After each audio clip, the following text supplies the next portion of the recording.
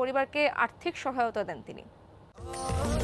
স্বাস্থ্যকর all time family cake, সব সময় অল টাইম হেলদি লাইফ। গণভবনে কোটা সংস্কার আন্দোলনকে কেন্দ্র করে সাম্প্রতিক সহিংসতায় নিহতদের পরিবারের সঙ্গে সাক্ষাৎ করেছেন প্রধানমন্ত্রী শেখ হাসিনা। রংপুরে বেগম রোকেয়া বিশ্ববিদ্যালয়ে ইংরেজি বিভাগের শিক্ষার্থী আবু সাইদ সহ দেশের বিভিন্ন স্থানে নিহত 34 জনের পরিবার গণভবনে আসেন। প্রধানমন্ত্রী নিহত স্বজনদের সঙ্গে কথা বলেন, নেন তাদের খোঁজ খবর। অনেকে প্রধানমন্ত্রীকে জড়িয়ে ধরে কান্নায় ভেঙে পড়েন। এ সময় আবেগাপ্লুত প্রধানমন্ত্রী শেখ হাসিনাকেও অশ্রু সজল হতে দেখা যায়।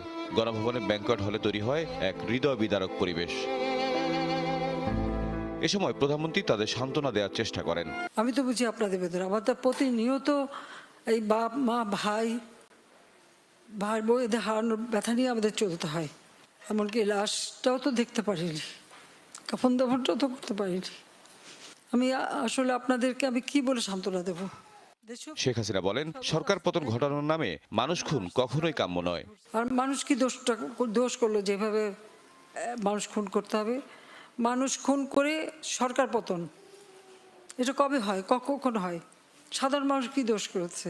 যারা এই খুনের সঙ্গে জড়িত খুঁজে খুঁজে বের করে তারা অবশ্যই যেন শাস্তি পায়, সেটাই আমার প্রচেষ্টা থাকবে। সেটাই আমি করবো। আপনাদেরও সাহায্য চাই, কারণ আপনাদের কাছেও সাহায্য, যদি আপনারা কিছু জানেন আমাদের জানাবেন। যারা এসব হত্যাকাণ্ডের সঙ্গে জড়িত তাদের শাস্তি নিশ্চিত করা হবে বলেও আশ্বাস দেন সরকার প্রধান।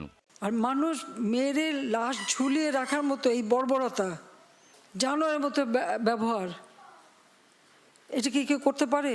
এটা কি কোনো একজন মুসলমানের লাশ ঝুলায় রাখবে পা বেঁধে? যারা এগুলির সাথে জড়িত অবশ্যই তাদের বিচার হবে, তাদের বিচার করতে হবে, নইলে মানুষের নিরাপত্তা দেওয়া যাবে না। পরে প্রধানমন্ত্রী 34 জনের পরিবারের সদস্যদের হাতে আর্থিক সহায়তা হিসেবে পারিবারিক সঞ্চয়পত্র এবং নগদ অর্থ তুলে দেন। এ সময় গণভবনে অন্যান্যদের মধ্যে উপস্থিত ছিলেন জাতীয় সংসদের স্পিকার ডক্টর শিরিন শারমিন চৌধুরী, স্বরাষ্ট্রমন্ত্রী আসাদুজ্জামান খান ও তথ্য প্রতিমন্ত্রী মোহাম্মদ এ আরাফাত। তহিদ মিথুন, যমুনা নিউজ, ঢাকা।